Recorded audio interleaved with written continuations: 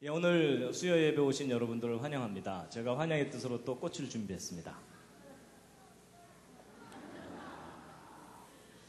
예, 하나님 만드신 꽃이 워낙 많으니까 그리고 참 아름답게 만드셨습니다. 예, 이제 12개 강의 중에 오늘은 이제 그랜드 캐년의 비밀인데요.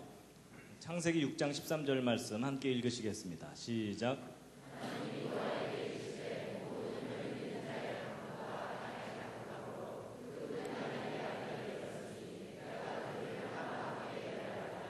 예, 하나님께서 이 세상을 심판하셨는데 사람들만 심판한 것이 아니고 땅과 함께 멸하리라 하셨습니다. 그래서 하나님께서 이 땅을 심판하셨던 사건의 그 분명한 증거가 이제 그랜드 캐년입니다.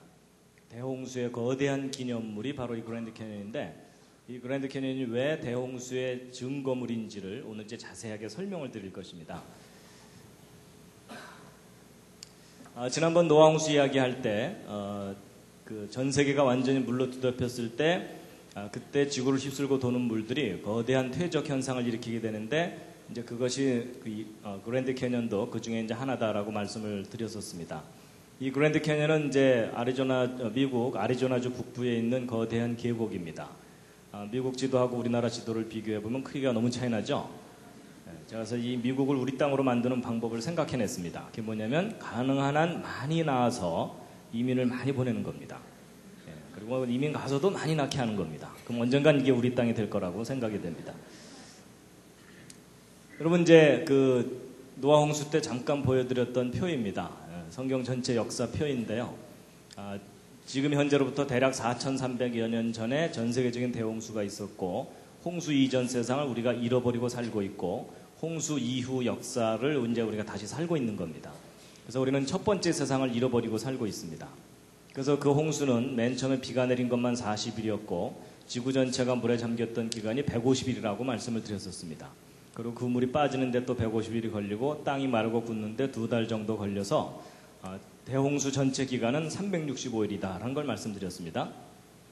그리고 이제 노아가 방주에 들어가 있던 날짜 수는 371일이었죠.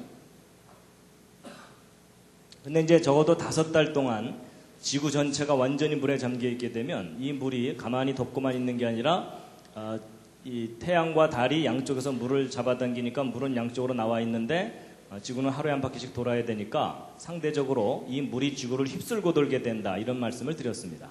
그럼 이 지구를 휩쓸고 도는 그 거대한 물이 모든 산들을 다 허물어뜨려다가 깊고 넓은 곳을 만나면 그 흙들을 쫙 쌓아놓게 되는데, 이런 일들이 적어도 5달 동안 계속 반복됐다라고 봐야 됩니다. 그러면 1년이라는 짧은 기간 내에 엄청난 양의 퇴적 현상이 일어나게 되는데, 바로 이런 일이 있었다는 강력한 증거가 이제 그랜드 캐년입니다. 여기에 쌓여있는 이 흙들이 바로 대홍수 때 이제 쌓인 겁니다. 그래서 가보시면 이제 무지개떡처럼 이렇게 흙들이 쌓여 있습니다. 그래서 곳곳에 이런 절벽이 있고 이 위에서부터 이 밑에까지 떨어지는데도 한참 걸린다 그랬죠. 회개할 충분한 시간이 있다고 말씀을 드렸었습니다. 그랜드 캐년의 길이는 대략 한 450km 정도 됩니다. 근데 이제 이 그랜드 캐년 보통 일반적으로 설명할 때는 다 진화론으로만 설명을 합니다. 학생들도 학교에서 그렇게 배울 수밖에 없는데, 진화론의 그 고생대 기간 한 3억 년 동안 이 퇴적층이 형성됐고 이것이 깎여나가는 데는 한 7천만 년쯤 걸렸다. 하여튼 적어도 뭐 수억 년 걸려서 이 그랜드 캐년이 만들어졌다라고 학교에서 설명을 듣게 되는데, 이것이 사실이 아니다라는 것을 오늘 말씀드리는 겁니다. 그랜드 캐년 가보신 분들도 있겠지만 안 가보신 분들을 위해서 그랜드 캐년 구경을 좀 하겠습니다. 이제 일단 구경하기 전에요, 성경 말씀 한 곳을 관련된 말씀을 보실 텐데요. 여호수아 4장 6절에 있는 말씀인데 함께 한번 읽으시겠습니다. 시작.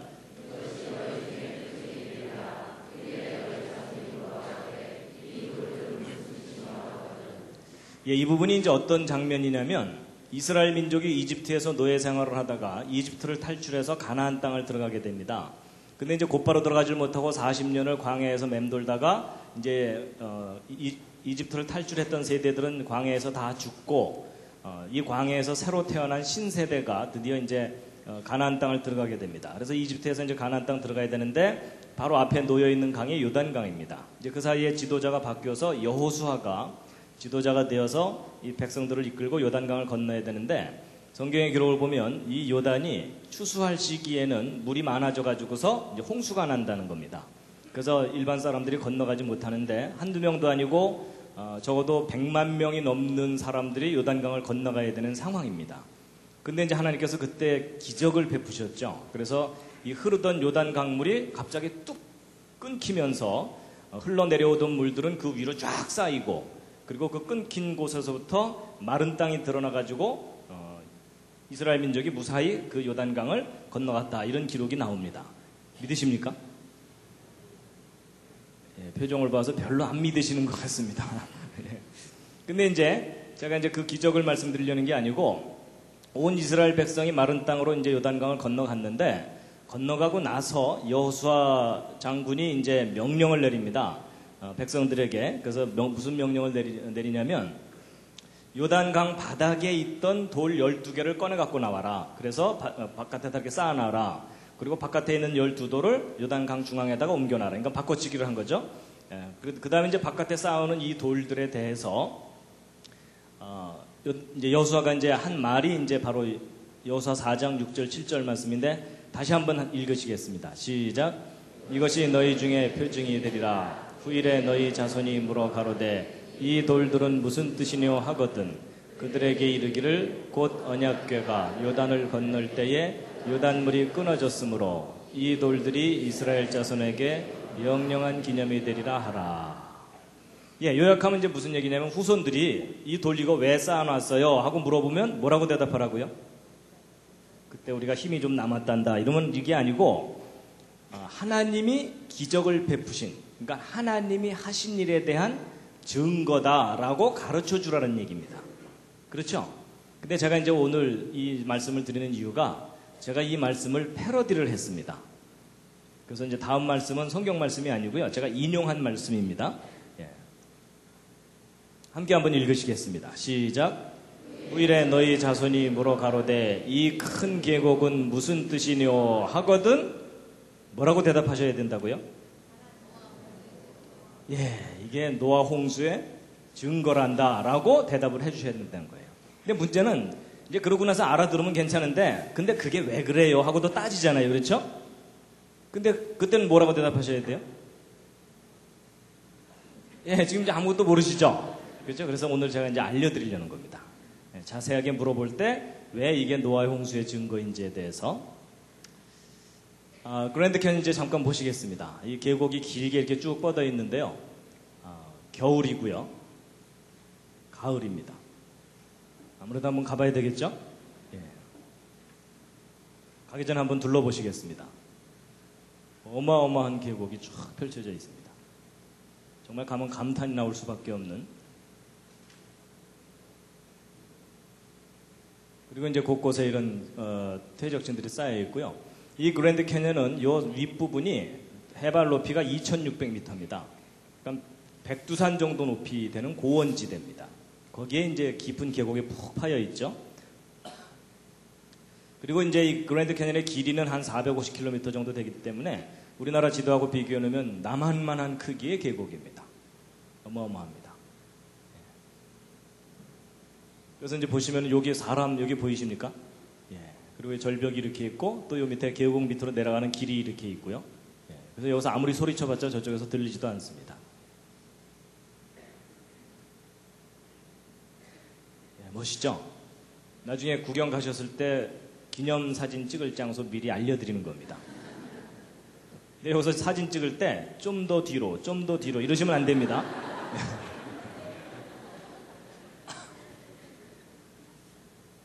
예, 이제 저녁 석양 무렵이고 요 밑에 이제 콜로라도강 지류들이 이렇게 흐르고요. 예, 참 뭐 신비한 모습들을 보여주는 곳이고요. 예, 남자분들은 가면 래프팅을 한번 꼭 하시기 바랍니다. 그리고 이제 폭포들도 있고 옛날 요새터도 있고, 예, 그리고 이제 북쪽에는 이 포엘 호수라는 큰 호수가 이렇게 있습니다. 무슨 케이크 조각 같은 이런 퇴적층들도 있고요. 멋있죠? 예, 하여튼 단체로 가시다가 말 안 듣는 분들은 중간에 내려놓고 가시면 됩니다. 근데 여행 다니다 보면 꼭 뭐 약속 시간에 늦게 나오고 이런 분들은 여기다 다 묶어놓고 오면 됩니다.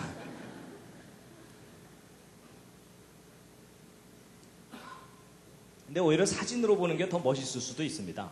예, 현장에 가서 괜히 구름 잔뜩 끼면 아무것도 못 보고 옵니다.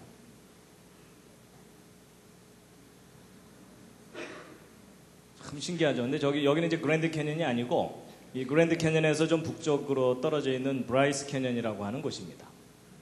근데 침식 지형이 아주 기가 막히게 만물상처럼 발달해 있고요. 이런 기둥 하나하나가 꽤 큽니다. 이런 것들이 꽤 커가지고 이런 기둥들 밑으로 지금 여기 사람 말 타고 내려가는 거 보이십니까? 개미떼처럼. 그리고 이건 좀 남성적인 계곡인데 이것은 이제 시온 계곡이라고 자이언 캐년이라고 하는 곳인데 성악 연습하려면 이런 데 가서 해야 되겠죠? 그래서 이제 그랜드 캐년, 자이언 캐년, 브라이스 캐년 이렇게 이제 계곡들이 아주 멋있게 있습니다. 그리고 이제 계곡 아래로 내려가는 길들도 있어가지고요. 이제 보통 이게 걸어서 내려갔다 오기도 하고 돈 좀 있는 분들은 말 타고 내려갔다 오고 돈 좀 더 있는 분들은 비행기 타고 왔다 갔다 하고 그럽니다.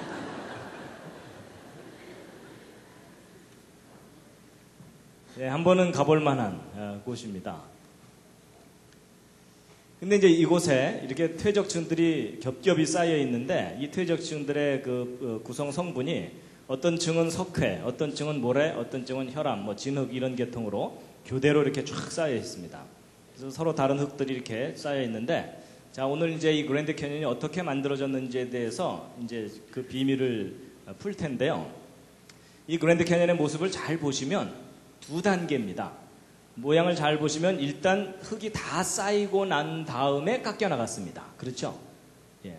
뭐 쌓이다가 중간에 깎인 게 아니고 일단 다 쌓이고 난 다음에 깎여 나간 그런 모습입니다. 그래서 이제 첫 번째는 퇴적층이 어떻게 쌓였는지를 이제 우리가 알아내야 됩니다. 그래서 보통 이 쌓이는 것을 퇴적이라고 표현을 하는데 어떻게 쌓였는가 하는 건데 이 많은 흙들이 여기 쌓여 있으려면 어디서부턴가 와야 되죠. 그렇죠? 예, 그래서 이 많은 흙들이 어디서부터 왔겠느냐 하는 걸 이제 우리가 풀어야 되고 또 이것이 쌓이는데 얼마나 오래 걸려서 쌓였겠느냐 하는 건데 진화론에서는 막 수억 년 걸려서 쌓였다고 설명을 합니다.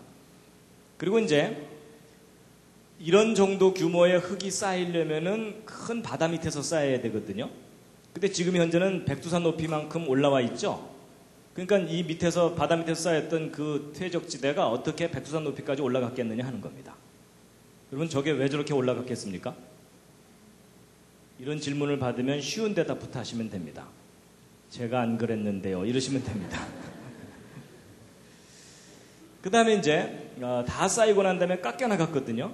그래서 이 깎여 나간 것을 또 우리가 이제 풀어야 되는데 어떻게 깎여 나갔는가 하는 건데 깎여 나가는 걸 보통 침식이라고 합니다. 이게 먹고 잔다는 뜻이 아닙니다. 깎여 나간다 이런 뜻입니다. 그래서 이제 이 많은 흙들이 깎여 나갔다면 어딘간 쌓여 있어야 되겠죠. 그게 가깝게 쌓여 있는지 멀리 쌓여 있는지 넓게 쌓여 있는지 좁게 쌓여 있는지 이걸 좀 분석을 해보면 이게 어떻게 깎여 나갔는지에 대해서도 알 수가 있고요. 그리고 이제 얼마나 오랫동안 깎여 나갔느냐, 정말 진화론에서 얘기하듯이 막 몇 천만 년 걸려서 이게 깎여 나갔느냐 아니면 순식간에 이게 깎여 나갔겠느냐 하는 겁니다. 근데 이제 얘한테는 아무리 물어봐도 얘는 대답을 안 해줍니다. 그래서 결국 과학자들이 앞뒤를 연구를 해가지고 이것이 어떻게 만들어졌겠는가를 이제 추적해서 알아내는 수밖에 없습니다. 그래서 이제 오늘 이제 그랜드 캐년 생성 원인에 대해서 이제 말씀을 드릴 텐데요. 예. 잠시 기지개를 한번 살짝 켜시겠습니다. 오늘 지질학 공부를 해야 되기 때문에 문과분들은 너무 애쓰지 않으셔도 됩니다. 이해가 안 되면 주무셔도 괜찮습니다.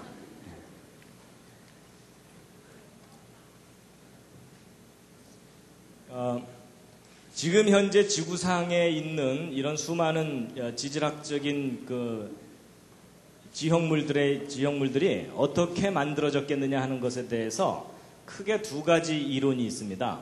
하나가 이제 동일과정 이론이고 하나가 격변론이라는 겁니다. 동일과정 이론을 영어로 쓰면 이렇게 깁니다. 시험 안 봅니다. 예. 그리고 이제 격변론 이렇게 있는데 이제 동일과정 이론은 뭐냐면 아주 쉽습니다. 오늘날 비바람에 의해서 산이 깎여나가고 그 깎여나간 흙이나 이런 것들이 강이나 이런 것들에 의해서 실려 내려와 가지고 호수나 바다 밑바닥에 쌓이게 되죠. 이런 일이 과거나 지금이나 미래나 계속돼 왔을 거다라고 보는 관점입니다. 그래서 세워라 내워라 하면서 이 그랜드 캐니언의 퇴적층들이 쌓였을 거다라고 보는 시각인데, 그래서 그랜드 캐니언의 퇴적층들은 오랜 세월 동안 한 층 쌓이고 또 한 층 쌓이고 이런 식으로 계속 쌓여 올라갔다라고 보는 겁니다. 그래서 이 동일 과정 이론은 주로 시간이라는 관점으로 해석하는 겁니다. 그래서 이렇게 많이 쌓이려면 무지 오랜 세월이 걸렸겠구나 이렇게 이제 보는 관점이고요. 그 반대로 격변론은 뭐냐면 성경 창세기에 기록되는 노아의 홍수와 같은 사건으로 설명하는 겁니다. 그래서 이 그랜드 캐니언의 이 퇴적층들은 오랜 세월 동안 서서히 쌓인 게 아니라 대홍수 기간 내에 아주 빠르게 쌓인 거다라고 보는 건데, 예를 들어 이 그랜드 캐니언의 퇴적층이 어떻게 쌓였다고 보냐면, 아마 이제 다음 장면이 좀 생소하실 텐데요. 이 그랜드 캐니언 퇴적층이 지구를 휩쓸고 도는 물들에 의해서 순식간에 한 층, 두 층, 세 층 이렇게 쌓였다는 겁니다. 이런 장면은 좀 생소하시죠? 그죠? 예, 그래서 이제 격변론은 사건으로 설명을 하는 겁니다. 그래서 이제 전 세계를, 전 지구를 뒤덮었던 대홍수 때 이 그랜드 캐니언 퇴적층들이 쌓인 거다라고 보는 관점인데요. 자, 이 그랜드 캐니언이 어떻게 만들어졌는지에 대해서 비밀을 풀려면 관찰을 잘해야 됩니다. 과학적 연구의 제일 첫 번째 단계가 관찰이거든요. 그래서 관찰을 정확하게 하면 비밀을 풀 수가 있습니다. 이 그랜드 캐니언의 퇴적층이 어떻게 쌓여있는지 관찰을 해보면 뚜렷한 세 가지 특징이 있습니다. 첫 번째 특징은 뭐냐면 퇴적층이 아주 넓은 범위에 걸쳐서 쌓여 있다는 겁니다. 그리고 두 번째 특징은 뭐냐면 퇴적층 사이의 경계면이 아주 뚜렷하다는 겁니다. 그래서 예를 들면 여기 어두운 부분과 밝은 부분의 경계가 아주 뚜렷하죠. 예, 서서히 변해가지 않고 갑자기 변했어요. 색깔이.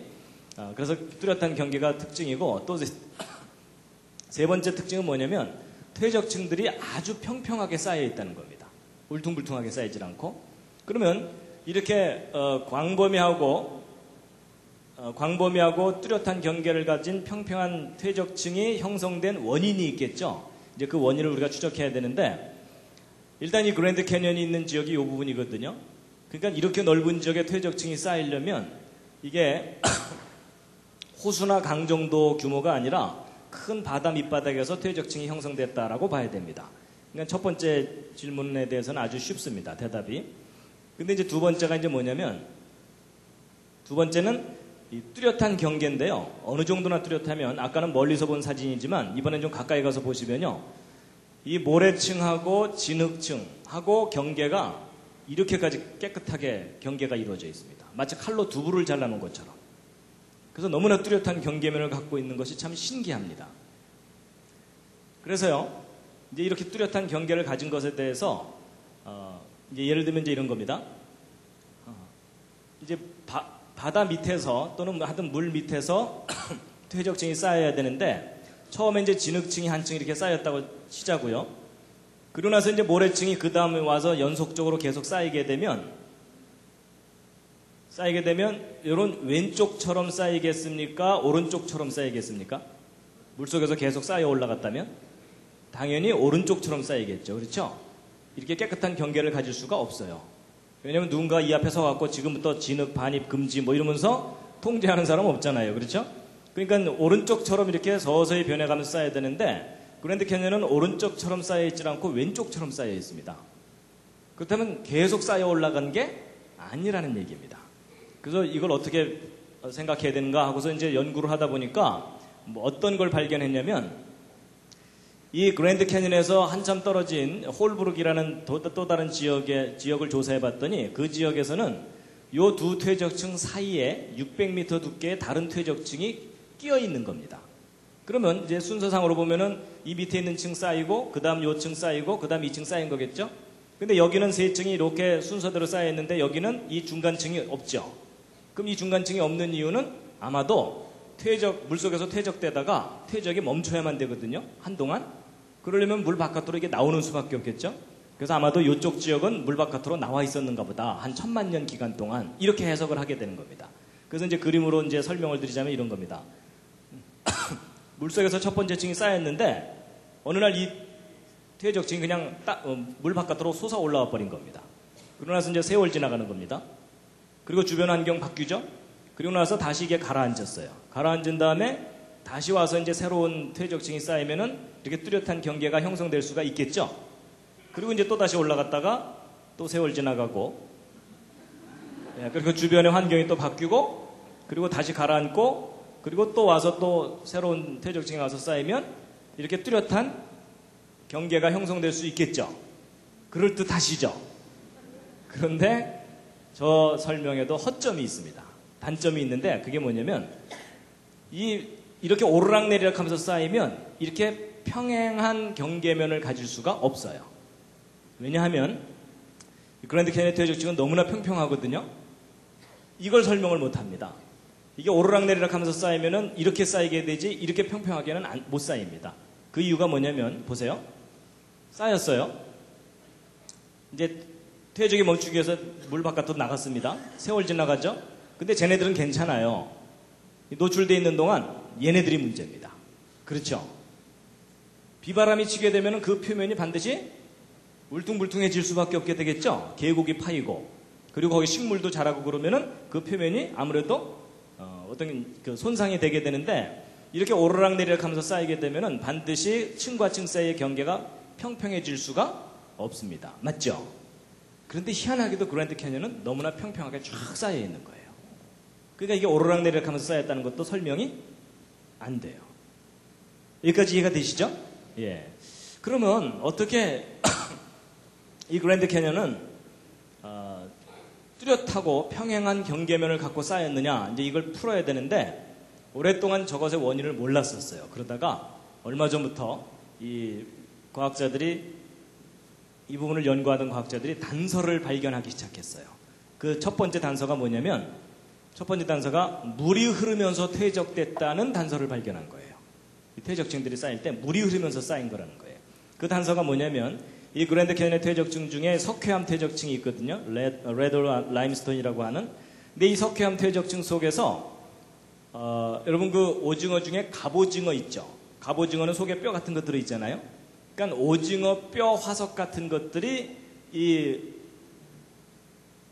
그 석회암 퇴적층에서 발견됐는데, 이 오징어 뼈 화석이 이렇게 보시면은 여기는 좁고 여기는 넓거든요. 근데 얘네들이 희한하게도 퇴적층 속에서 제멋대로 방향을 갖고 있질 않고 이 왼쪽처럼 비교적 어느 한쪽 방향으로 정렬이 돼서 화석으로 들어있어요. 그럼 쟤네들이 혹시 죽기 전에 반상회를 했을까요? 우리는 죽을 때 항상 머리를 그쪽으로 두는 거야 뭐 이러면서? 그럴 리가 없잖아요. 그럼 쟤네들이 저렇게 머리를 한쪽으로 이렇게 두고 한쪽 방향으로 정렬이 돼서 대충 발견된다는 얘기는 뭔가 저렇게 정렬이 되도록 외부에서 힘이 가해진 거잖아요. 그렇죠? 난 사람들이 그때 뭐 돌려놓을 수도 없고, 그렇다면 아마도 이렇게 물이 흘렀기 때문에 쟤네들이 방향을 틀은 게 아니냐, 이렇게 보는 거예요. 그래서 예를 들면 이제 이렇게 놓여있던 것도 물이 이쪽으로 좀 세게 흐르면 물의 힘 때문에 이렇게 방향이 돌아가게 되죠. 그러면 이 그랜드 캐니언의 퇴적층이 물이 흐르면서 쌓인 퇴적층이구나 라는 것을 알게 됐어요. 자, 그 다음에 이제 그 물이 어느 정도 규모로 흘렀겠느냐 하는 건데, 보세요. 어마어마한 규모로 물이 흐른 거예요. 그래서 이 대경류에 의해서 퇴적된 건데, 여러분 이것은 그랜드 캐니언의 퇴적층 중에 한 단면인데요. 여기 빨간 옷을 입은 사람 보이시죠? 근데 지금 여기 돌멩이 큰 거 보이시죠? 바위.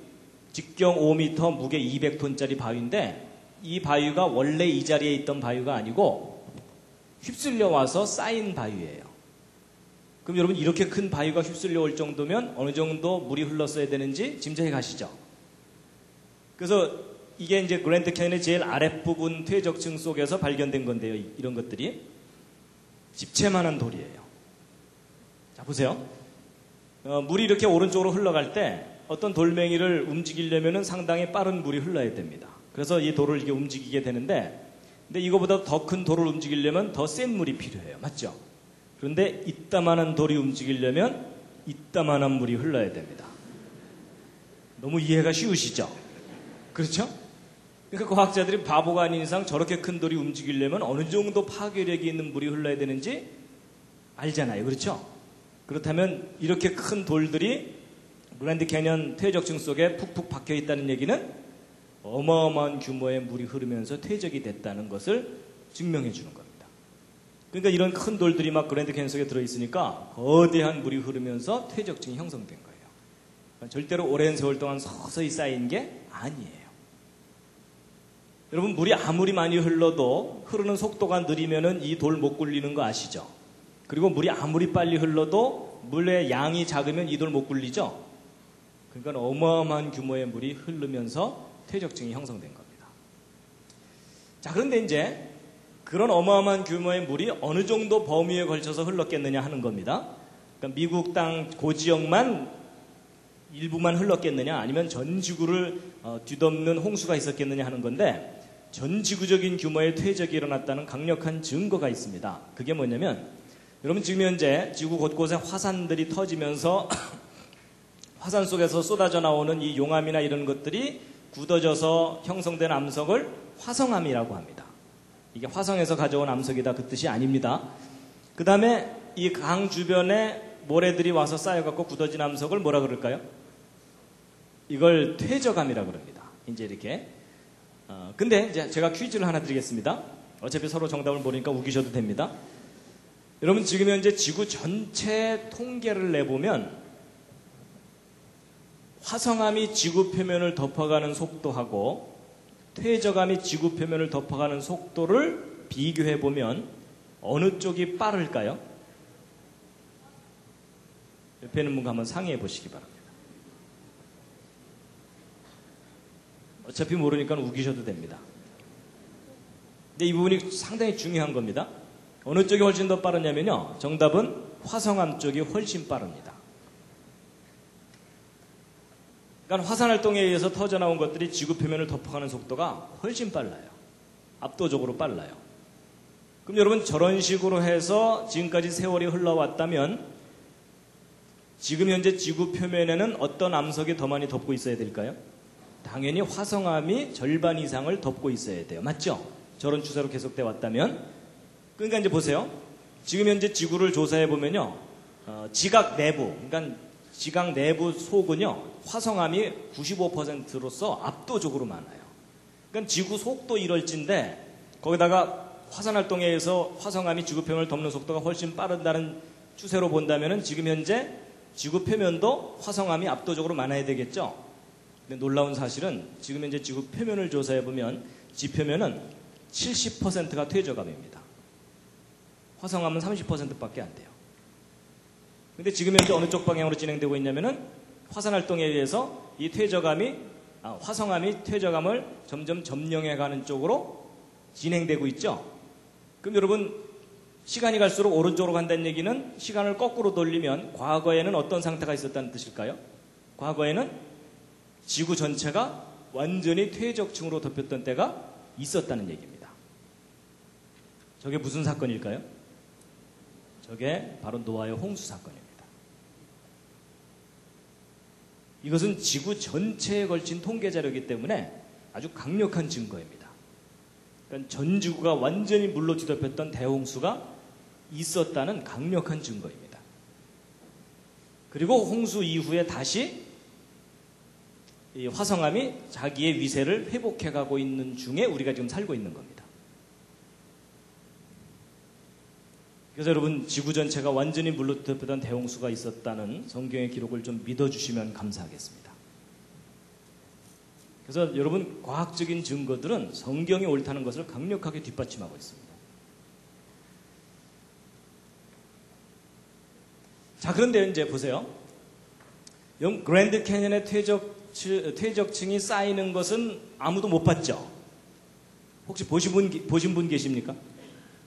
이럴 때 손 드는 분이 계시면 잘 돌봐드려야 된다 그랬죠? 예. 여러분 그랜드 캐니언의 퇴적층이 쌓이는 것은 아무도 직접 못 봤지만 그랜드 캐니언의 퇴적층과 똑같은 퇴적층이 쌓이는 현상을 지금도 곳곳에서 관찰할 수가 있어요. 그래서 그 대표적인 예가 1980년 5월 18일 날 터진 미국 워싱턴주의 세인트 헬렌 산인데요. 여러분 1980년 5월 18일이면 무슨 날이죠? 어른들은 기억하실 텐데요. 광주 5.18 그날입니다.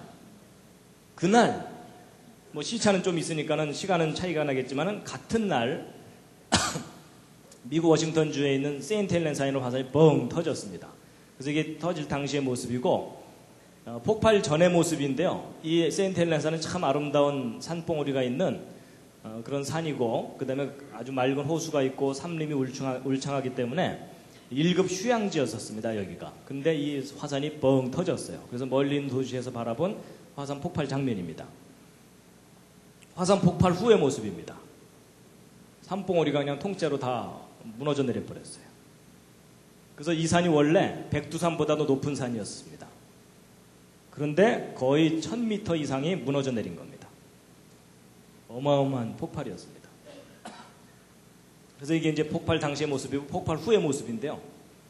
근데 이 세인트 헬렌산 화산 폭발할 때 아주 중요한 지질학적 증거들이 확인됐습니다. 그 첫 번째가 퇴적층이 형성되는 과정인데, 보세요. 여러분 지금 여기 퇴적층이 쫙 쌓여 있는데, 여기 빨간 옷을 입은 사람하고 비교해보면 상당히 퇴적층이 두껍죠. 여러분 보통 지금 현재 진화론적 관점의 지질학에서는 퇴적층을 해석할 때 평균적으로 30cm 정도 쌓이려면 5000년쯤 걸린다. 대략 그 정도 해석합니다. 그럼 여러분 제가 하나 파묻히려면 몇만 년 걸리는 겁니다. 그러니까 여기 있는 이 퇴적층이 쌓이려면 이건 몇 년 걸렸다고 해야 됩니까? 우기기 나름입니다. 일단 기본적으로 몇십만 년은 될 거고, 그 다음에 B층과 C층 사이가 색깔이 전혀 다르죠. 그러니까 이 B층 사이고 이 중간에 얼마만큼 세월이 지났는지는 또 우기기 나름이에요. 그렇죠? 그러니까 적어도 수십만 년에서 수백만 년, 수천만 년 지났다고 해도 될 정도로 퇴적층이 꽤 쌓였죠? 근데 여러분, 봤기에 망정이지. 이거 안 봤다면 수십만 년이거든요. 근데 이 퇴적층 쌓이는 걸 실제 봤어요. 여러분, 이 A층이 1980년 5월 18일 당일날 하루 만에 쌓인 퇴적층입니다. 그리고 이 두 번째 퇴적층이 한 달 후쯤에 또 하루 만에 쌓인 퇴적층이고, 이 세 번째 퇴적층이 2년 후에 또 한 번 쏟아져 내려와가지고서 또 하루 만에 쌓인 퇴적층입니다. 그럼 이 밑에서부터 이 위에까지 쌓이는데 실제 걸린 시간 며칠이요? 3일입니다. 3일.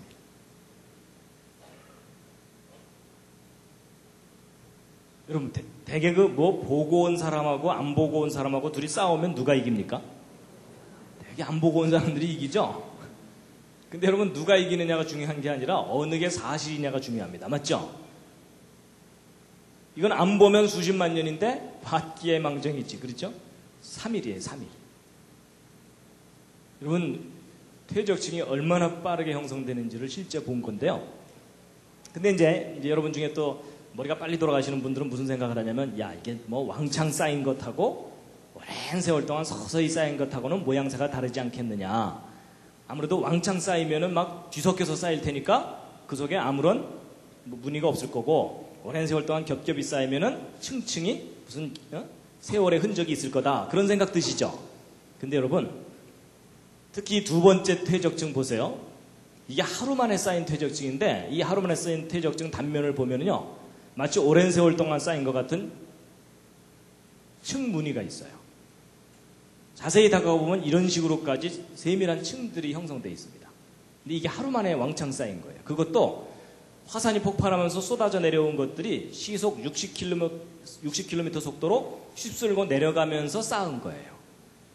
그럼 여러분 생각해보세요. 막 휩쓸려 내려가면 그 안에서 뒤섞일 거 아니에요?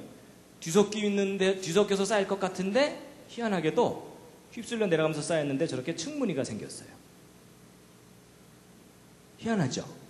그래서 야, 어떻게 저렇게 층무늬가 생기는가에 대해서 실험을 했어요. 그런데 그 비밀이 풀렸어요. 뭐냐면, 지금 전 세계 곳곳에 이렇게 쌓여있는 이 줄무늬 퇴적층들의 비밀이 있습니다. 그게 뭐냐면, 이제 이게 아주 재밌는 실험인데요. 고운 모래하고 굵은 모래 두 개를 뒤섞었어요. 뒤섞은 다음에 이 비커에다 넣고 깔때기를 통해서 쭉 흘려내리면 여기에 쌓이게 되거든요.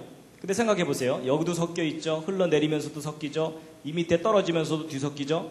그러면 우리가 생각하기에 이 밑에 쌓이는 흙은 막 뒤섞여서 쌓일 것 같은 생각이 드시죠. 근데 놀랍게도 이렇게 떨어져 내리면서 쌓이는데 이렇게 쌓여요. 이게 삼겹살의 비밀입니다. 그래서 야, 어떻게 저렇게 쌓이는가? 제가 사진으로만 보여드리면 또 이 트릭을 쓴다 그러실까봐 실제 쌓이는 모습을 보여드릴게요. 자, 보세요. 잠이 확 깨실 겁니다.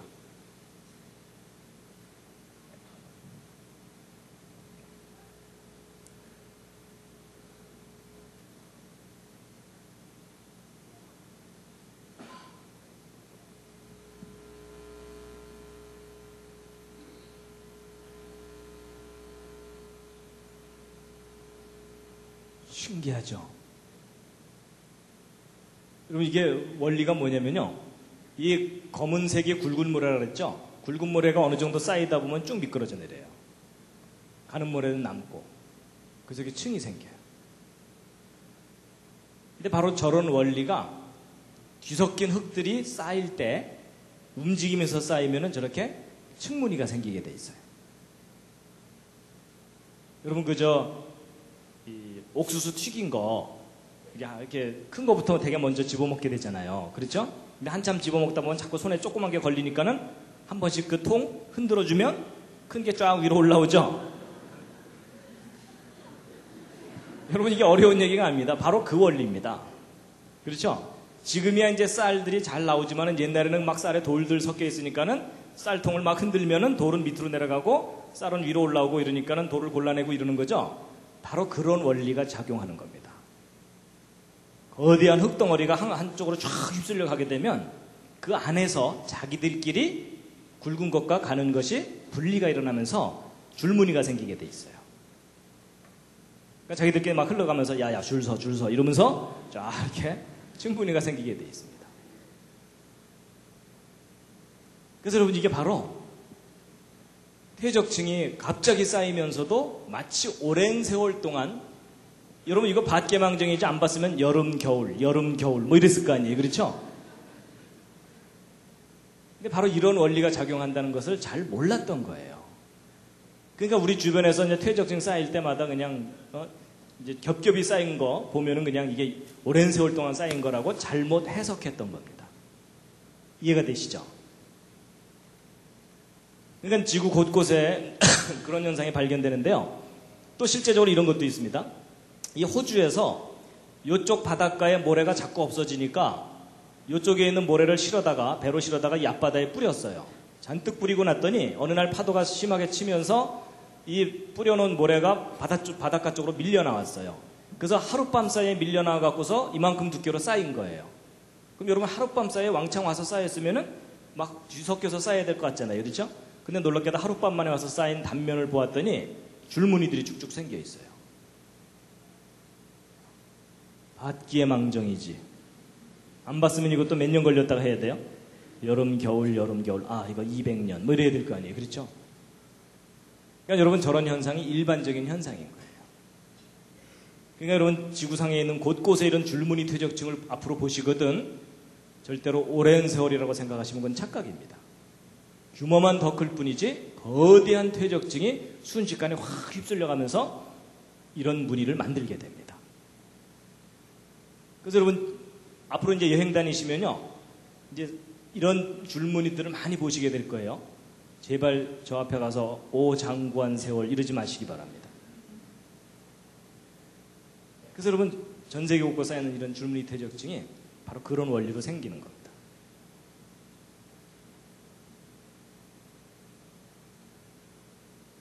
자, 잠시 기지개 한번 쫙 켜시고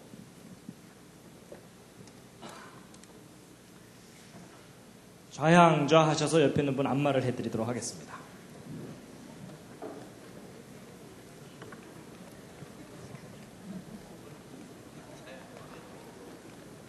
늘 그렇듯이 옆에 앉은 분이 오케이 할 때까지입니다.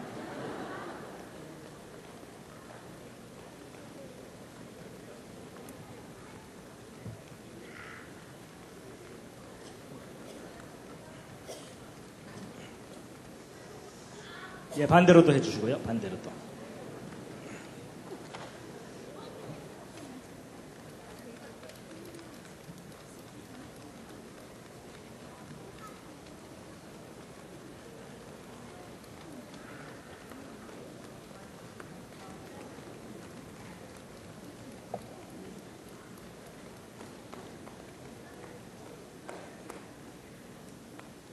예.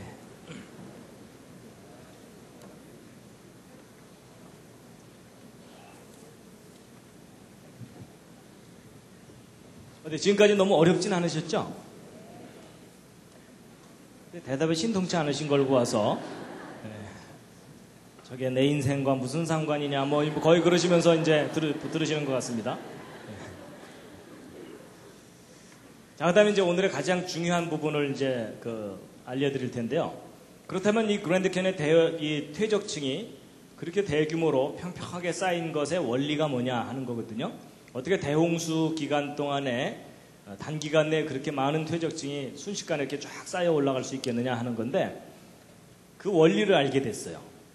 바로 이제 이 콜로라도 대학의 이분 피에르 줄리앙이라는 이분이 이제 퇴적층이 어떻게 만들어지는지 연구하는 분 중에 한 분인데, 이제 거기 가면 이렇게 퇴적층이 형성되는 것을 모델 실험을 할 수 있는 장치들이 이렇게 있습니다. 그래서 이제 퇴적 실험을 했는데요. 원리가 이런 겁니다. 이분이 제일 중요합니다. 대홍수 때 어떻게 퇴적층이 그랜드 캐니언의 퇴적층이 어떻게 형성됐겠느냐 하는 건데, 여러분, 이제 대홍수가 일어나면 막 산들이 허물어지고 그런 것들이 이제 지구를 빙빙 도는 물들에 의해서 이렇게 휩쓸려 가게 되거든요. 그럼 이게 흙탕물이 이렇게 휩쓸려 가게 되면 이 밑바닥에는 퇴적층이 일정한 두께로 쫙 쌓여가게 되어 있습니다. 그래서 퇴적층이 어떤 모양으로 가냐면 이런 식으로 갑니다. 이런 식으로 한 층, 또 한 층 이렇게 쌓이는 거예요. 근데 이렇게 쌓이는 원리가 뭐냐면요. 잘 보세요. 물이 이렇게 흘러가는데 여기보다는 여기가 좀 더 깊죠. 좀 더 깊으면 좀 더 느리게 흐르게 되죠. 그러니까 흙들을 여기까지 이렇게 싣고 오다가 여기서 속도가 갑자기 늦어지니까 어떻게 되겠어요? 이 앞에다가 흙들을 쌓아놓게 됩니다. 그러니까 흙은 계속 실려와서 이 앞에 쌓이니까 그 퇴적층이 옆으로 저렇게 쭉쭉 자라게 돼 있습니다. 바로 저런 원리로 전 지구를 휩쓸고 도는 물들이 지구를 빙빙 돌면서 한 층, 또 한 층, 또 한 층 이렇게 퇴적층을 쌓아놓게 됩니다. 그러면 이런 식으로 쌓이게 되면 층과 층 사이의 경계가 뚜렷하게 되죠. 그리고 평평하게 쌓이게 됩니다. 그럼 아까 그랜드 캐니언에서 대해서 풀지 못했던 것을 다 풀 수 있는 바로 그런 설명입니다. 근데 이제 제가 이렇게만 설명드리면 이제 우긴다 그러실까봐 실제로 저렇게 쌓이는 장면을 보여드리겠습니다. 잘 보세요. 이제 모의 실험을 한 건데요. 오른쪽으로 흘러가게 되는데 여기 잘 보시면 퇴적층이 오른쪽으로 점점점 이동하고 있죠. 일정 두께의 퇴적층이. 그렇죠? 그럼 이 물이 하루 종일 흐르게 되면은 이 퇴적층은 하루 종일 앞으로 갑니다. 그럼 일정 두께의 퇴적층이 뭐 몇 킬로미터, 몇십 킬로미터도 쫙 쌓이게 돼요. 참 신기하죠? 저럴 줄 모르셨죠? 대홍수가 일어나면 저런 현상이 반드시 나타납니다.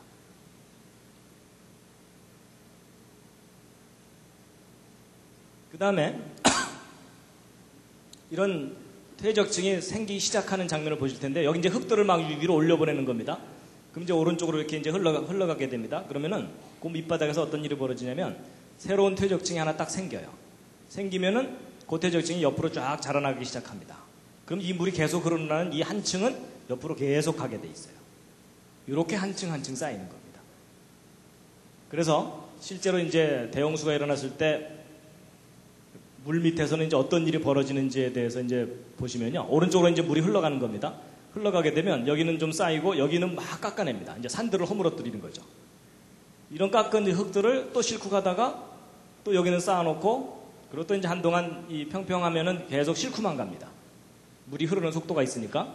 그래서 쭉 싣고 가다가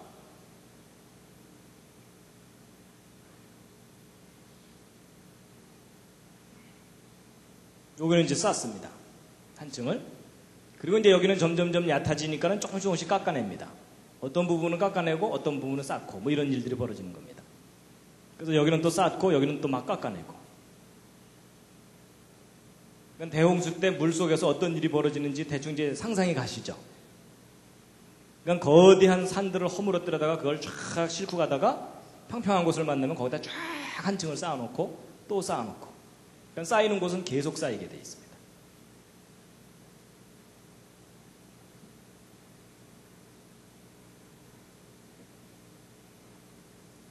그래서 이제 이런 식으로 퇴적층이 형성되는 겁니다.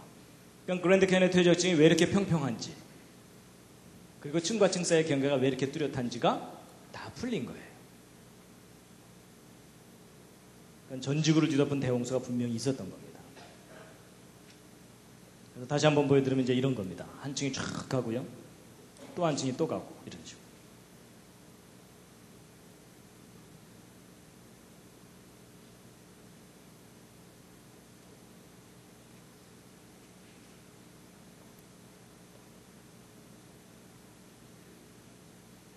이제 설명을 듣고 나니까는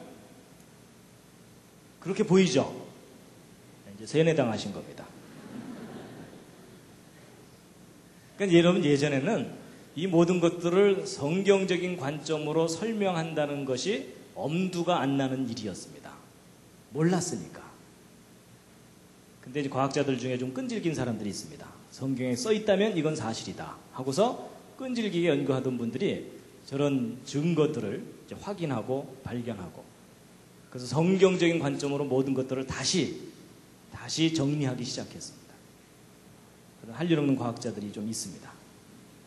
그런 것들을 열심히 하고 있는.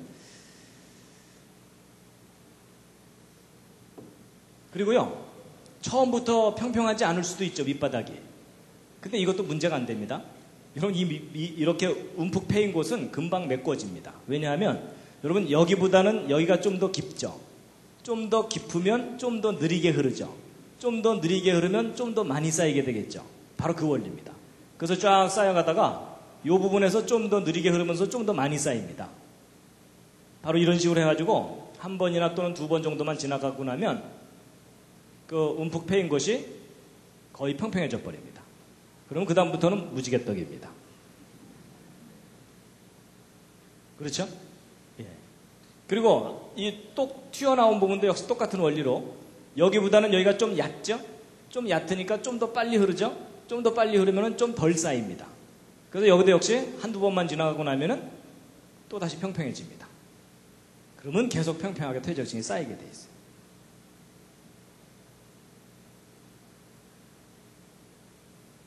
백문이 불여일견이죠.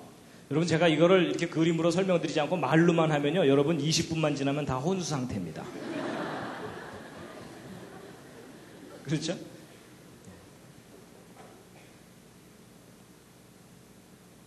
여러분 전 세계적인 대홍수 때 어마어마한 규모의 퇴적층이 지구 곳곳에 쌓이게 된 겁니다. 바로 이런 원리로.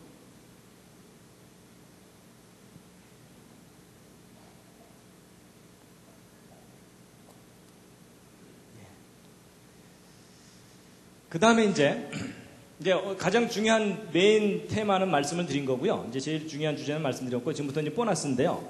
어떤 게 있냐면, 여러분 안 믿어지시겠지만, 천지 창조 때 퇴적된 퇴적층도 발견했어요. 이건 또 무슨 황당한 얘기냐? 여러분 보세요. 진화론에서는 소위 그 고생대라는 시절이 있었는데, 고생대의 초기가 캄브리아기입니다. 그리고 이제 이 고생대 초기 캄브리아기 밑에는 선캄브리아기라 그래서 캄브리아기 이전 시대다라고 하거든요. 그래서 이제 캄브리아기 이후로 뭐 이런 이제 그 세밀하게 이렇게 길을 나눠놨는데, 이 선캄브리아기와 캄브리아기의 경계가 있어요. 근데 이 경계가 이제 아주 중요한 의미를 갖고 있습니다. 이 고생대와 선캄브리아 사이에는요, 이 부정합이라 그래서 이 밑에 퇴적층하고 위에 퇴적층은 전혀 다른 이렇게 매끈한 경계면을 갖고 있질 않아요. 뚝 끊겼어요, 중간이. 근데 이제 진화론에서는 이 고생대 때부터 화석들이 발견되거든요. 고생대 이전 퇴적층 속에서는 화석이 발견되질 않습니다. 그래서 캄브리아기 이 밑에 퇴적층에서는 이제 화석이 발견되지 않는데, 이 그랜드 캐년도 역시 이 고생대 퇴적층과 선캄브리아기 암석들이 있거든요. 그런데 바로 이 선캄브리아기 암석 중에 이 퇴적층들이 있는데, 그 퇴적층이 천지 창조 때 퇴적된 퇴적층이라고 해석이 되고 있습니다. 왜냐하면 바로 이제 그랜드 캐년의 주 퇴적층 밑에 깔려 있는 이 퇴적층인데요. 창세기 1장을 읽어보면 하나님께서 6일 동안 천지 창조하셨다고 돼 있죠. 근데 지난번 노아홍수 이야기할 때 제가 궁창 위의 물과 궁창 아래의 물에 대해서는 비교적 좀 설명을 드렸었습니다. 그렇죠? 근데 창조 셋째 날 하신 일이 뭐냐면 성경 창세기를 보면은 맨 처음에 지구가 완전히 물로 덮여 있었거든요. 그런데 물로 덮여 있던 지구가 물 바깥으로 이제 육지가 대륙이 솟아 올라온 겁니다. 그러면 지구를 덮고 있던 물이 바다 쪽으로 물러가면서 대륙이 솟아 올라오게 되겠죠. 그럼 거대한 물이 대륙을 덮고 있다가 바다 쪽으로 밀려가게 되면은 그냥 밀려가지 않고 이 대륙에 있는 흙들을 많이 실어서 바다 밑에 쌓아놓게 되겠죠. 그러면 천지창조 셋째 날 땅이 드러날 때 퇴적층이 형성되게 되어 있습니다. 맞죠? 물론 이제 하나님께서 다 퍼올리실 수도 있지만 특별히 그렇게 하지 않는 이상은 퇴적층이 형성되게 되어 있습니다. 그러다가 이제 셋째 날 퇴적층이 형성되고 나서 그 이후로 이제 안정되게 있다가 대홍수 때 전 지구에 또 퇴적층이 형성되게 되겠죠. 자, 그럼 이제 퀴즈를 하나 푸셔야 됩니다. 뭐냐면 대홍수 때 퇴적되는 퇴적층과 창조 셋째 날 형성되는 퇴적층 사이에는 큰 차이가 하나 있습니다. 무슨 차이가 있을까요? 옆에 있는 분과 한번 상의해 보시기 바랍니다. 이 창조된 순서를 잘 보시면 거기에 힌트가 있습니다. 어디에는 뭐가 있고 어디에는 뭐가 없습니다. 뭘까요? 화석이요, 화석. 왜냐하면 창조 순서를 잘 보시면 식물이 창조된 것이 셋째 날이기는 한데 그것도 땅이 솟아올라오고 난 다음에 창조되거든요. 그렇죠? 그러니까 이때 퇴적층이 형성될 때는 생명체가 있습니까? 없습니까? 없어요. 그렇죠? 그러니까 이때 형성되는 퇴적층 속에는 화석이 들어있을 리가 없습니다. 근데 대홍수 때 퇴적된 퇴적층 속에는 화석이 잔뜩 들어있겠죠? 근데 참 신기한 게 뭐냐면 이 그랜드 캐니언 퇴적층 중에 고생대 퇴적층이라고 소위 진화론에서 분류하는 퇴적층 속에는 화석들이 잔뜩 발견되거든요. 근데 그 바로 밑에 있는 이 퇴적층 속에서는 화석이 하나도 발견되지 않습니다.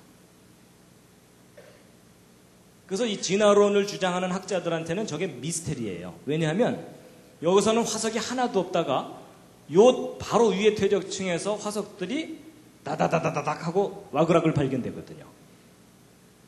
그래서 진화론을 연구하는 사람들한테는 야, 진화가 안 일어나다가 여기서부터 갑자기 진화가 일어났구나.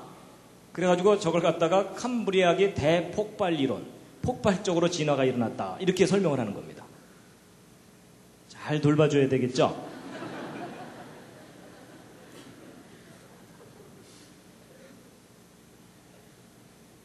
그게 아닌 거예요. 성경하고 비교해서 연구해 보았더니 그게 아닌 거예요. 바로 이 밑에가 천지창조 때 형성된 퇴적층이고 그 윗부분이 바로 대홍수 때 형성된 퇴적층이다라는 것을 알게 된 거예요.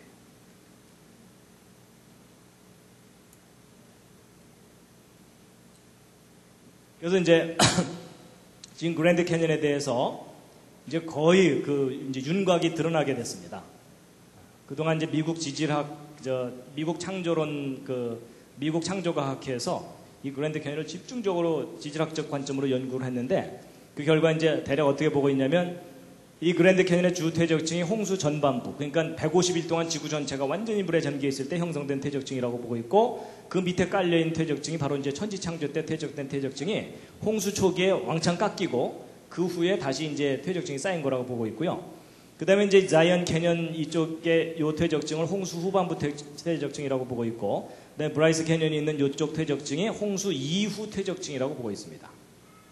그래서 이 그랜드 캐년을 포함하는 이 지역은 홍수 이후까지도 계속 바다 밑에 잠겨서 계속 퇴적이 일어났던 곳이라고 보고 있고요. 그 다음에 이제 지금 현재 미국 대륙이 솟아 올라왔잖아요. 그럼 물속에 들어있던 대륙이 솟아 올라오려면 물이 점점점 얕아지면서 그 위를 흐르는 물의 속도가 빨라지죠. 그러면 거기에 쌓였던 퇴적층이 솟아 올라오는 도중에 많이 깎여나가게 되겠죠. 그래서 요 부분이 이게 미국 대륙이 솟아 올라올 때 깎여나갔던 것이라고 보고 있습니다. 그럼 이제 그랜드 캐니언의 이 계곡은 그럼 그때 솟아 올라올 때 깎인 거냐? 아닙니다. 이 그랜드 캐니언의 계곡은 홍수 이후에 깎인 거라고 보고 있습니다. 대륙이 다 솟아 올라오고 난 다음에. 그래서 그건 좀 이따 이제 말씀드릴 거고요. 그래서 이제 여러분이 그랜드 캐니언 관광을 가시게 되면 일반 관광을 가면 그런 설명 못 듣게 되고요. 이 창조과학 탐사 여행을 이제 가시면은 창조 때 형성된 퇴적층을 보시게 됩니다. 거의 표정이 잘 안 믿어지는 표정들이십니다. 그래서 여러분 놀랍게도 이 그랜드 캐년이 성경에 대한 너무나 강력한 증거물입니다. 자, 그 다음에 이제 지금까지 쭉 설명드린 내용이 그랜드 캐년의 퇴적층이 형성되는 과정에 대해서 설명드린 겁니다. 이제 지금부터는 이제 계곡이 어떻게 깎여 나갔느냐 하는 겁니다. 어떻게 깎여 나갔다고요? 아까 제가 쉬운 답 말씀드렸잖아요. 제가 안 그랬는데요. 이러시면 이제 됩니다. 자, 근데 이 계곡이 형성된 것은 얼마나 오래 깎였는가, 또 어디로 갔는가, 또 어떻게 깎였는가 하는 건데요. 이 계곡이 깎여나간 것에도 단서가 있습니다. 잘 보시면요. 거의 수직으로 깎여나갔죠. 이게 단서예요. 왜냐하면 여러분 이 그랜드 캐니언의 퇴적층 중에는 좀 단단한 부분도 있고 연한 부분도 있거든요. 그럼 만약에 이 콜로라도 강이 오랜 세월 동안 이것을 깎아낸 거라면 단단한 데는 덜 깎이고 연한 부분은 많이 깎이겠죠. 그럼 사실 이 깎여나가는 단면은 이렇게 울퉁불퉁해야 됩니다. 그렇죠. 근데 이 그랜드 캐니언의 이 계곡은요 거의 수직으로 쫙 깎여나갔어요. 수직으로. 그렇다는 얘기는 오랜 세월 동안 서서히 깎여나간 게 아니라는 얘기입니다. 그래가지고 도대체 이 그랜드 캐니언이 어떻게 깎여나갔는가에 대해서 여러 각도로 조사를 해본 결과 아주 놀라운 단서가 뭐냐면 이겁니다. 이 부분이 이제 그랜드 캐니언 지역이거든요. 근데 그 상류 쪽에 뭔가 흔적이 있는데 무슨 흔적이 있냐면 거대한 호수가 있었던 흔적이 있어요. 그래서 이걸 좀 자세히 보시면 여기가 이제 그랜드 캐니언 지역입니다. 근데 여기 잘 보시면요. 이 부분에 좀 거뭇거뭇한 부분 있죠. 그리고 요즘 희끗희끗하게 이렇게 보이는 게 이게 뭐냐면요. 지대가 높아서 눈이 덜 녹은 지역입니다. 그러니까 이 부분이 고원지대라고 보시면 돼요. 다른 지역보다는 높은 지대예요.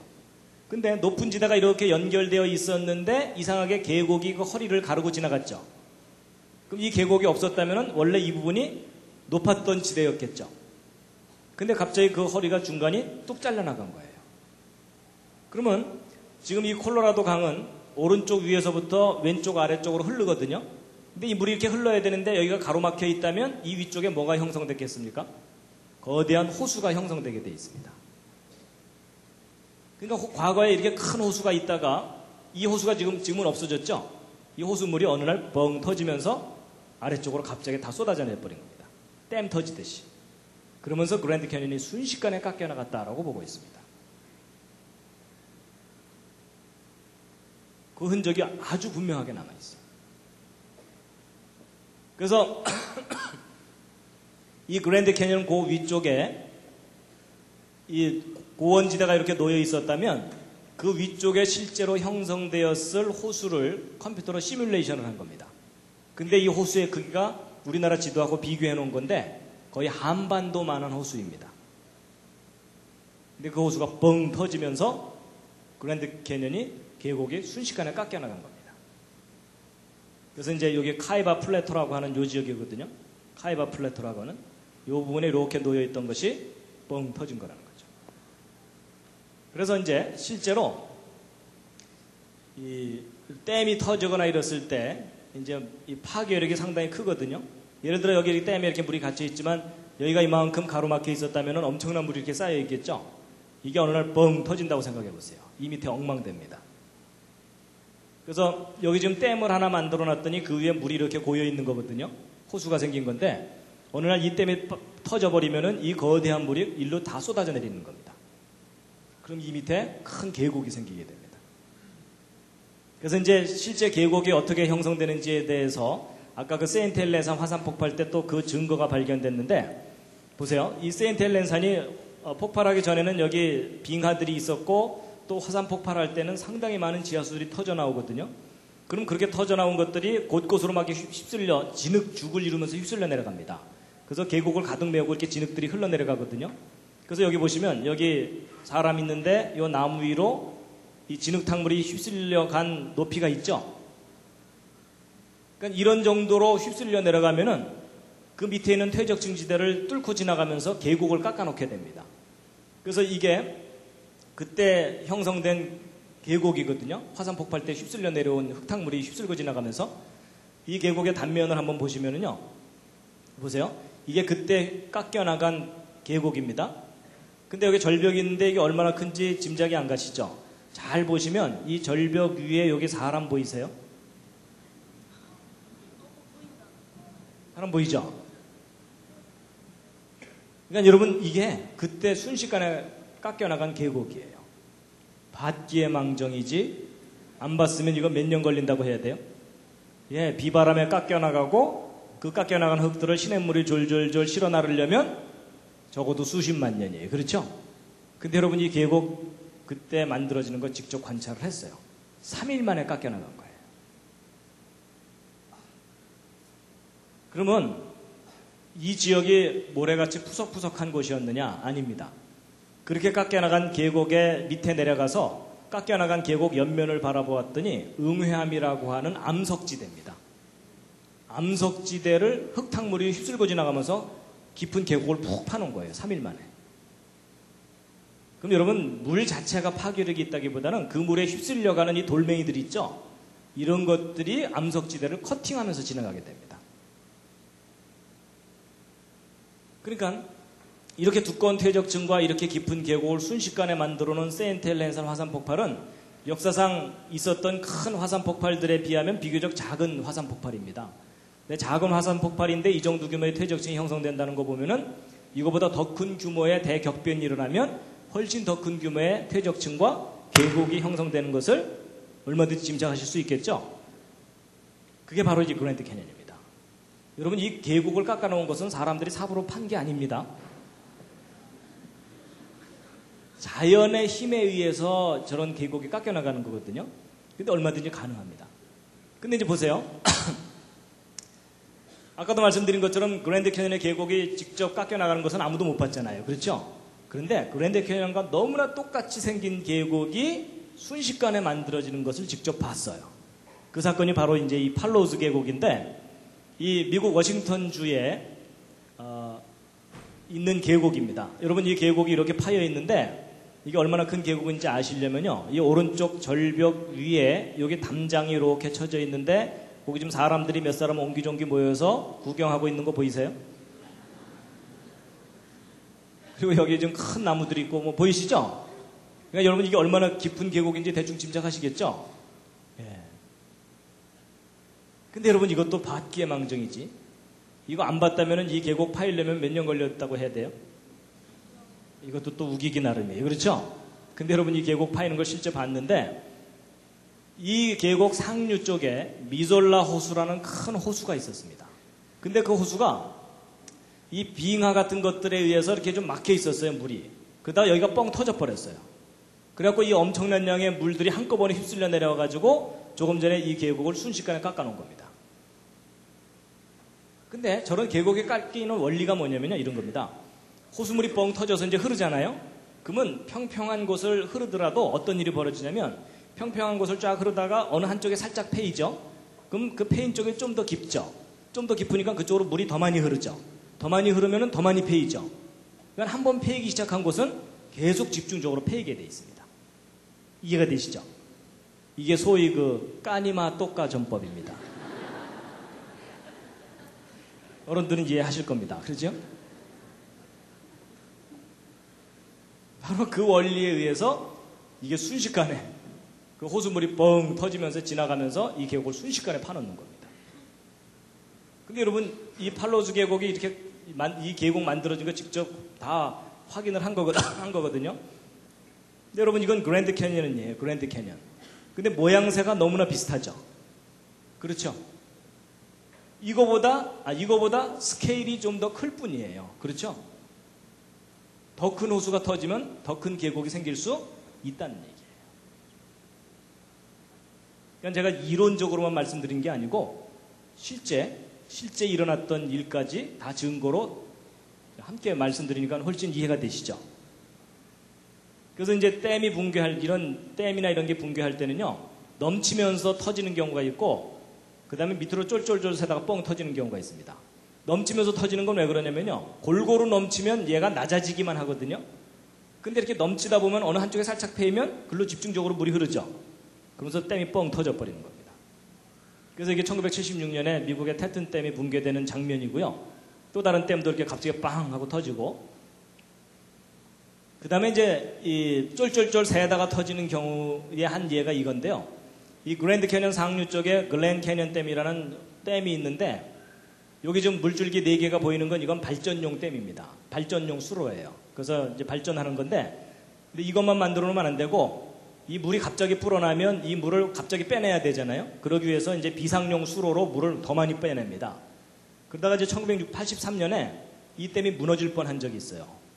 물이 불어나가지고 비상용 수로를 열었거든요. 근데 열자마자 출구 부분이 무너진 거예요, 이게. 그래서 저 수문을 조금만 늦게 닫았으면 저 댐 무너지는 거였어요. 그럼 보통 공학자들이 이런 거 설계할 때 최대 압력의 3배를 견딜 정도로 설계해서 만들거든요, 대개는. 그렇게 튼튼하게 만든 수로가 저렇게 무너져 버리는 거예요. 그러니까 물의 파괴력이 얼마나 큰지 알 수 있습니다.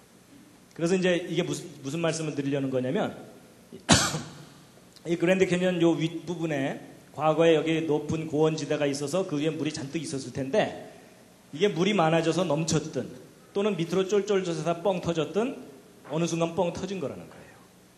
그러면서 이 가로막혀 있던 이 부분이 왕창 무너지면서 이 거대한 물이 휩쓸고 지나가면서 이 흙들을, 이 계곡을 순식간에 깎아놓은 거다라는 겁니다. 수천만 년 세월이 아니고.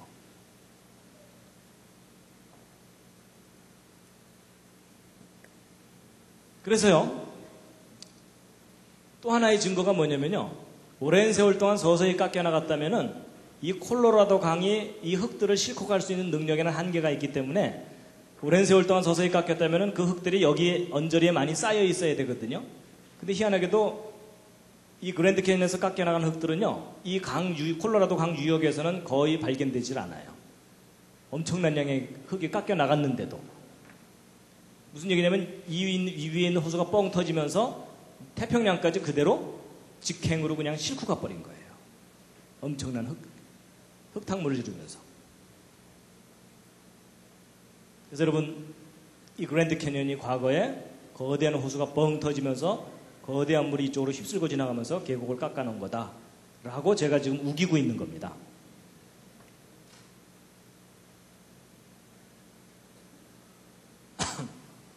그래서 이제 2단계로 호필 레이크라는 레이크가 먼저 뻥 터지고, 그 다음에 캐니언즈 랜드 레이크라고 하는 호수가 그 다음에 2차로 뻥 터지면서 거대한 계곡이 형성된 거다라고 보고 있습니다.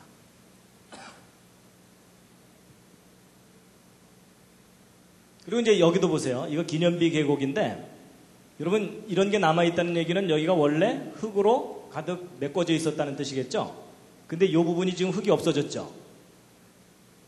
만약에 이게 오랜 세월 동안 비바람에 깎여나가고 강에 실려간 거라면 이 흙들을 실어 나르기 위한 이 샛강들이 많이 발달해 있어야 되거든요. 근데 여기엔 그런 흔적이 거의 없어요. 그렇다는 얘기는 이 지역도 거대한 물이 휩쓸고 지나가면서 이 사이를 메꾸고 있던 흙들을 한꺼번에 다 휩쓸어 간 거겠죠? 그럼 그날 밤 얘네들이 얼마나 무서웠겠습니까?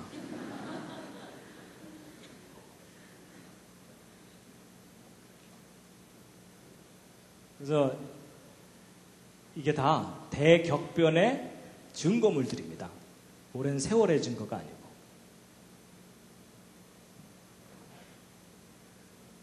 그래서 지구상 곳곳에는요, 대격변이 있었다는 그 흔적들이 곳곳에 이렇게 남아 있습니다.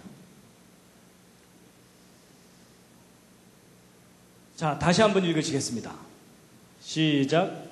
후일에 너희 자손이 물어 가로되 이 큰 계곡은 무슨 뜻이뇨 하거든 뭐라고 대답하셔야 된다고요? 옆에 있는 분들끼리 서로 좀 얘기 좀 해주시기 바랍니다.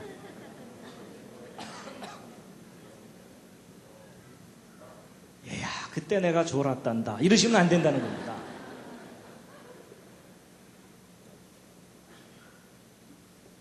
자, 그래서 아까 그 질문들 있죠?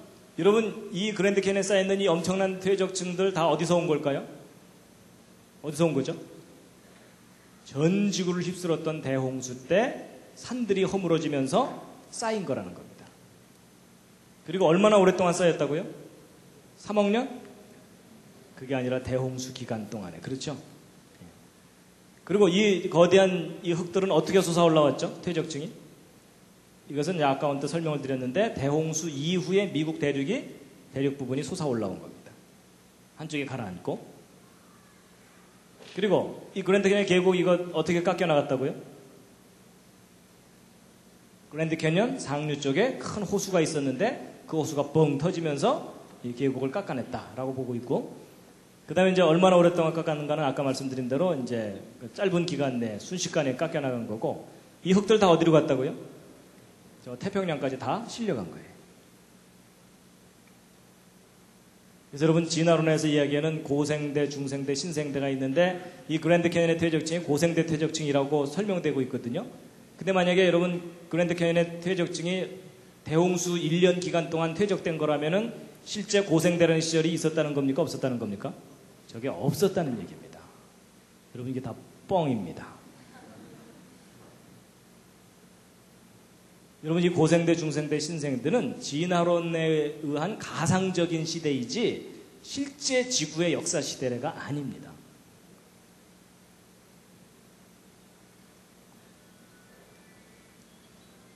예, 베드로서 3장에 말씀이 있는데 함께 읽으시겠습니다. 시작. 이로 말미암아 그때 세상은 물의 넘침으로 멸망하였으되 이제 하늘과 땅은 그 동일한 말씀으로 불사르기 위하여 간수하신 바 되어 경건치 아니한 사람들의 심판과 멸망의 날까지 보존하여 두신 것이니라. 여러분 하나님께서 물로 심판하셨었는데 이제 마지막 심판은 불의 심판이라고 말씀하십니다. 근데 여러분 이 대홍수 사건이 실제 역사 속에 있었다면 마지막 불의 심판도 우리가 역사적으로 겪게 됩니다. 예, 그 대심판을 겪은 곳인데도 참 멋있습니다. 그렇죠? 예. 여러분 이것은 그랜드 캐니언 계곡에 피어있는 꽃들입니다. 하나님이 이 세상을 심판하셨었지만 여전히 하나님의 창조의 아름다움이 곳곳에 남아 있습니다. 마지막 꽃다발입니다.